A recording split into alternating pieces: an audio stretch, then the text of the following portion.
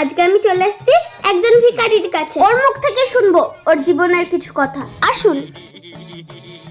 Hello দাদা, আপনি কখন থেকে ভিক্ষা করছেন? সকাল 6টা থেকে ভিক্ষা করছি। আচ্ছা, আপনার ভিক্ষা করে দিন চলে যায়?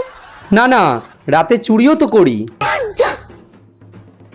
আচ্ছা, আপনার বাড়ির লোক আপনাকে কিছু বলে না? না না, ওরা কেন কিছু বলবে?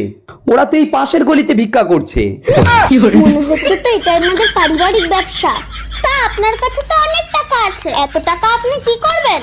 ম্যাডাম, আমার না আরো টাকা দরকার। আমার না একটা ছোট ছেলে আছে, ওর বিয়ে দেবো। তা বলছি, আপনি আমার ছেলেকে বিয়ে করবেন? আরে, আমি কেন আপনার ছেলেকে বিয়ে করব? ভেবে দেখো, ক্যাশ নেব না, ক্যাশ দেব। আমার কাছে অনেক টাকা আছে, এই ঝোলা ভর্তি পুরো টাকা। এটা এক বেলার কামানি। আরো টাকা আছে ঘরে। কি মাসে 8-10 হাজার টাকার মাইনে পেয়ে ফুটানি মারছো।